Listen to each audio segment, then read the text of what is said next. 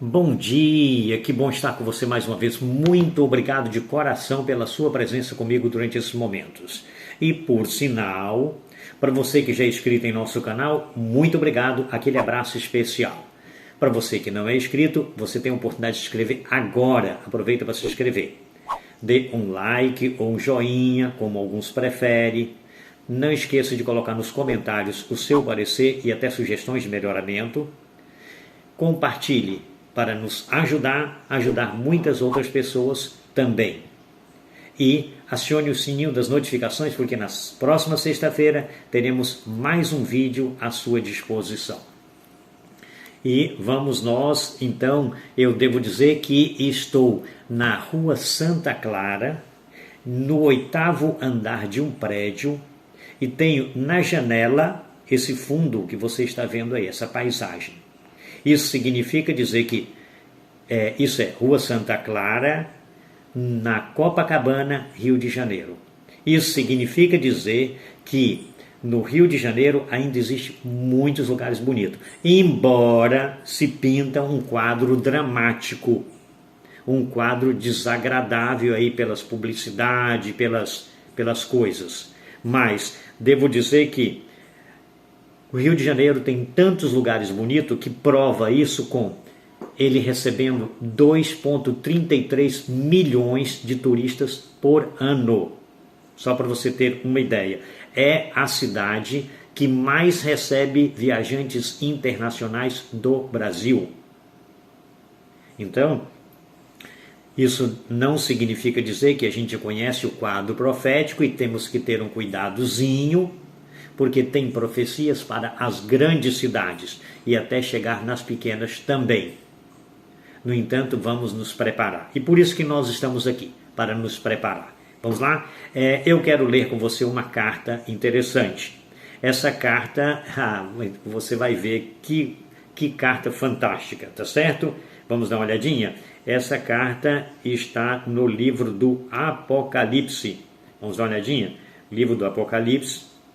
Nós temos uma carta preciosa.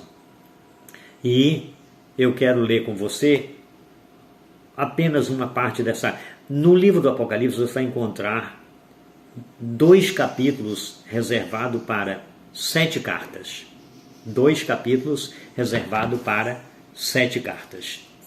E nós vamos ler apenas uma. E essa carta, uma parte dela pelo menos é interessante para a gente no momento.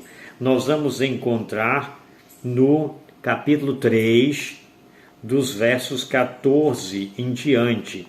Inclusive, se você tiver a sua Bíblia Sagrada, aí é bom.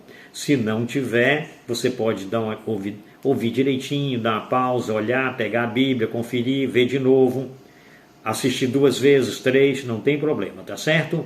Assim.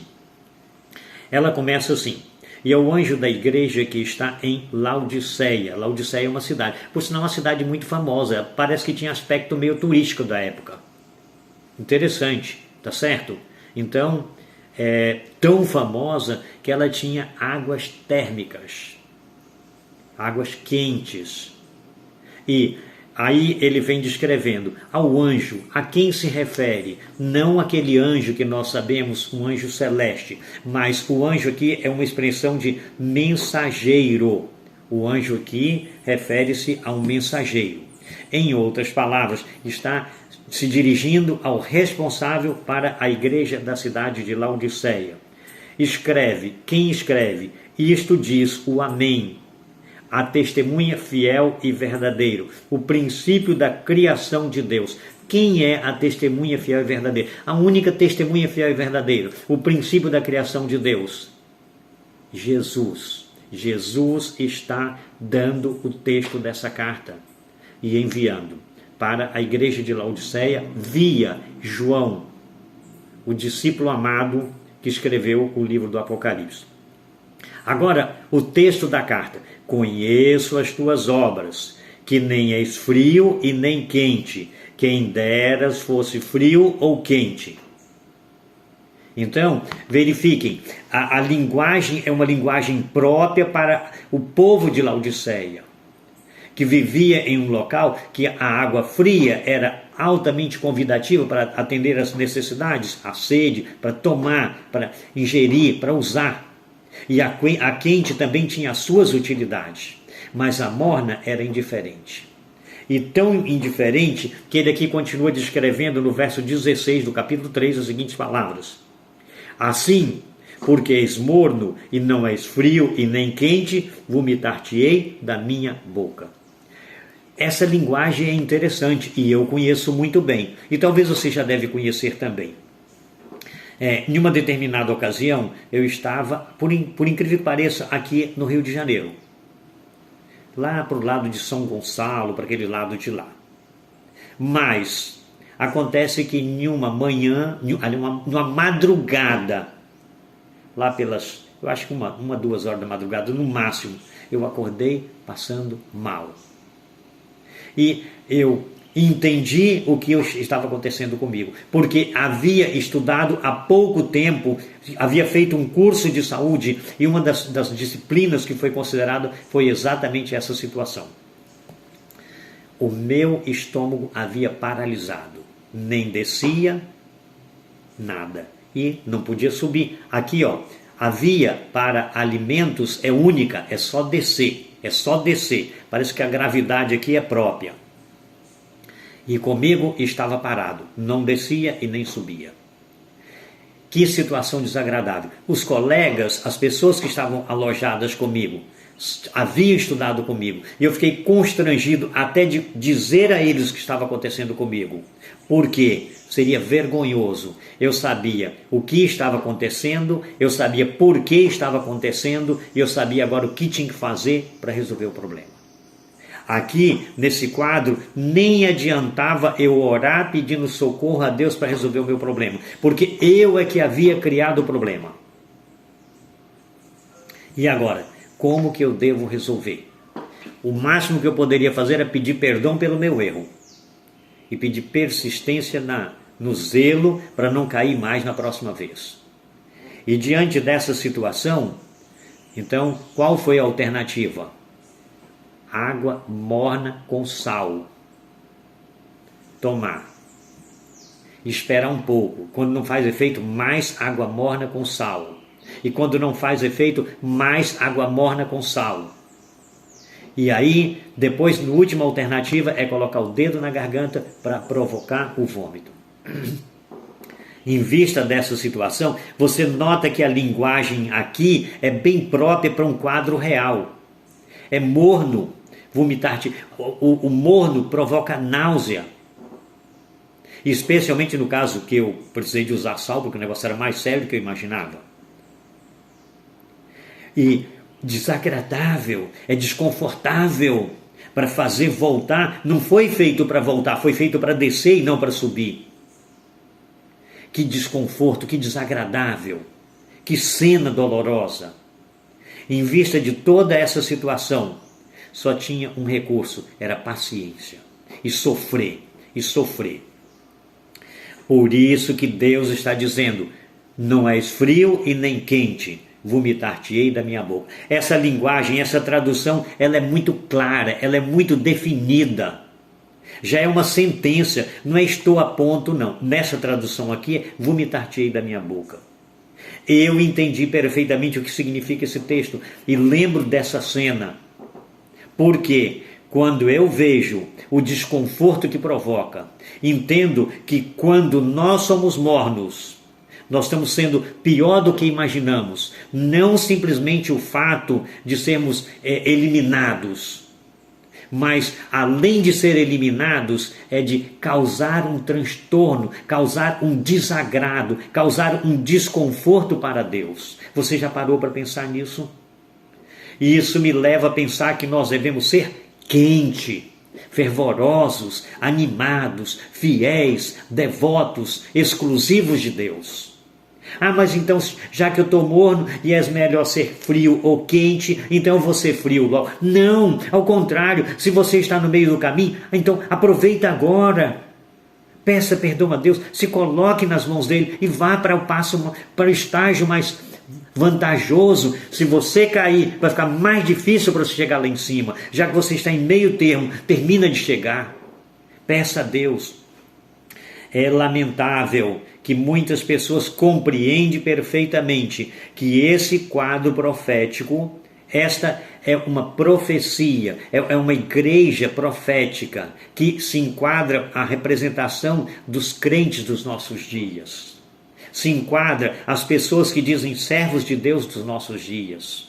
E é doloroso que eles entendem que são o povo de Deus dos últimos dias, mas se orgulham em ser laodiceanos, e esquece que os laodiceanos serão vomitados da boca. E precisam entender que, embora vivem no período profético da igreja de Laodiceia, mas tem que ser remanescente em Laodiceia. Esse é o fator importante. E o remanescente é o que está quente, é o que está fervoroso, é o que está dentro desses traços, é o que Deus quer para não ser vomitado.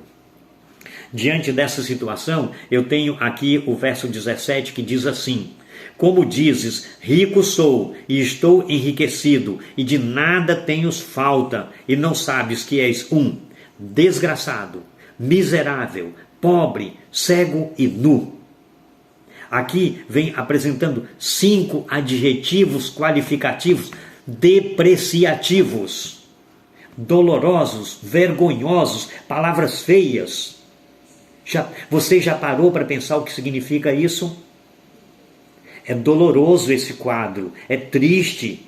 Nós temos que entender isso diante dessa situação.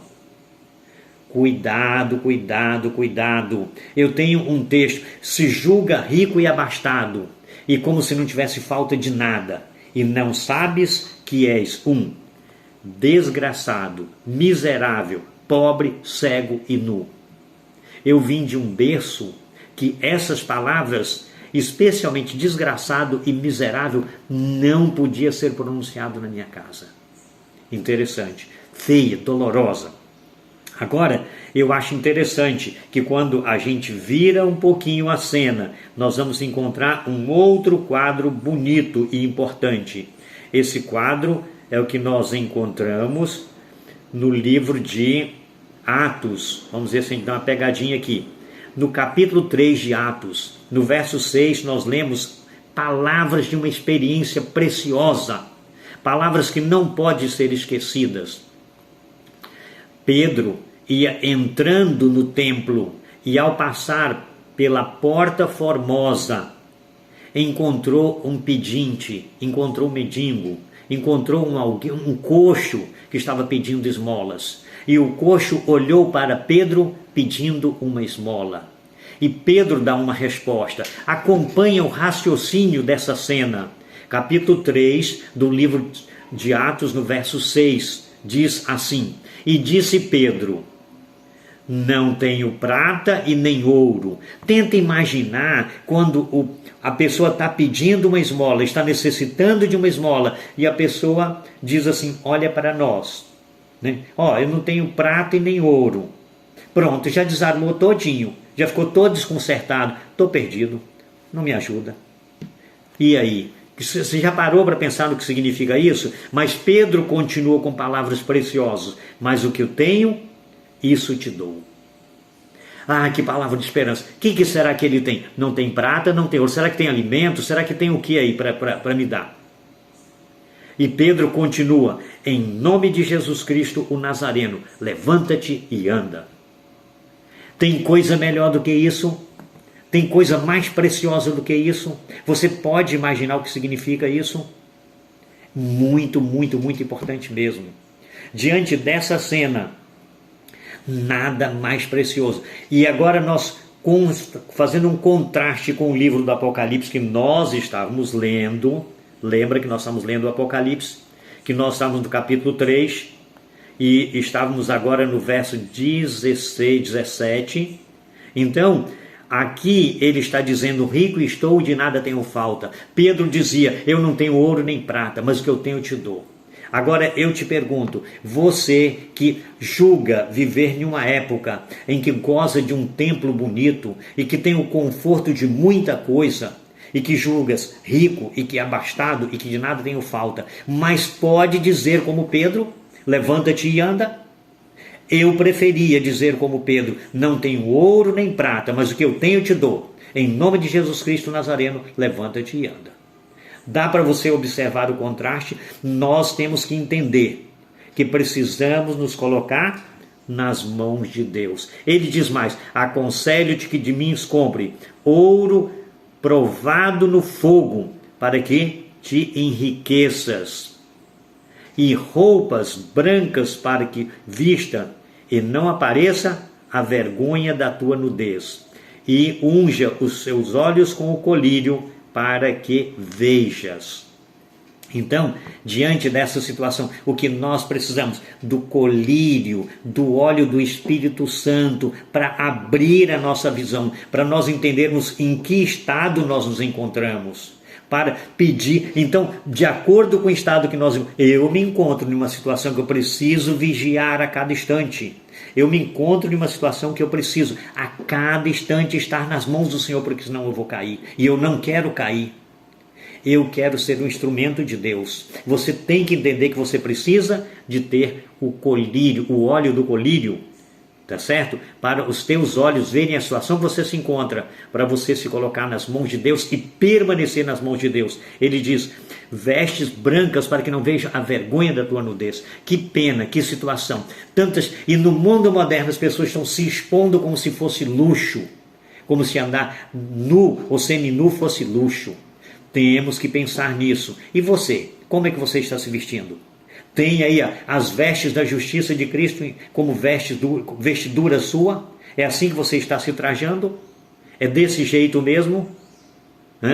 Pensa um pouquinho. Então, vamos nos colocar nas mãos do Senhor. Eu entendi que preciso disso e quero levar a sério a cada instante, pela misericórdia e pela graça de Deus. E você entendeu também? Se entendeu, diga, Senhor, muito obrigado porque o Senhor me deu o privilégio de conhecer essa mensagem. Me deu uma oportunidade a mais. Diga sim, muito obrigado por isso. Agora me ajude, Senhor, me ajude mesmo a levar a sério, a não brincar, a ser firme, a andar nos teus caminhos de uma forma que a gente possa, no dia da tua vinda, ouvir as palavras graciosas de boas-vindas ao lar eterno. Eu quero ouvir essas palavras. Você deve também tomar como decisão ouvir essas palavras preciosas. E se você já tomou essa decisão, como eu, diga, Senhor, pela tua graça, muito obrigado porque o Senhor me deu a luz e eu decidi a te servir. Agora eu quero que o Senhor me dê força para eu continuar neste caminho. Em nome de Jesus. Que Deus te abençoe. Até a próxima sexta-feira.